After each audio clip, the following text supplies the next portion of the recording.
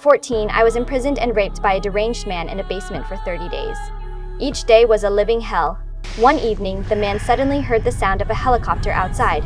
Sensing danger, he urgently called me to his side and covered both of us with a sheet of aluminum foil to evade the thermal imaging technology used by the search helicopter above the woods. Once the outside world quieted down, I placed my hand on the man's thigh and praised him endlessly for his cleverness. This abnormal behavior left him deeply confused. He couldn't tell whether my admiration and affection were genuine.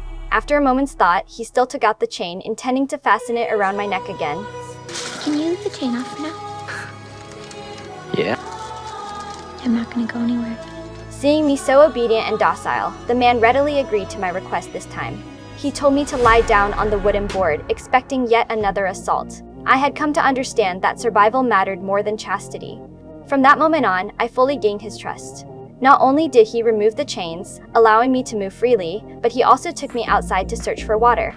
It was the first time I had stepped out of that dark basement since being imprisoned, and I cherished every second of it. I observed my surroundings intently as we walked to an abandoned car.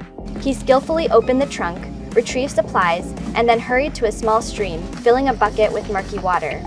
He explained that the water would be sedimented and boiled until it became as safe as tap water. But I wasn't interested in the water. All I cared about was finding a chance to escape. Just then, the man suddenly pulled out a phone, seemingly texting someone. I immediately asked who he was messaging. Without hiding it, he said he was asking for help to deliver more supplies to the abandoned car.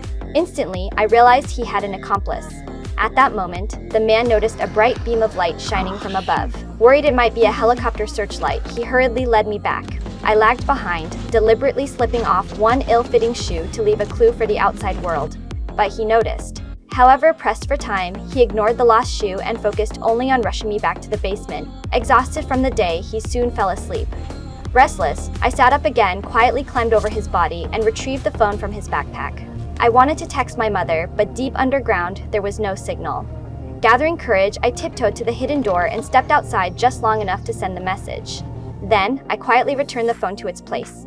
Next, I picked up a nearby handgun and walked over to the sleeping man, pressing the barrel directly against his forehead.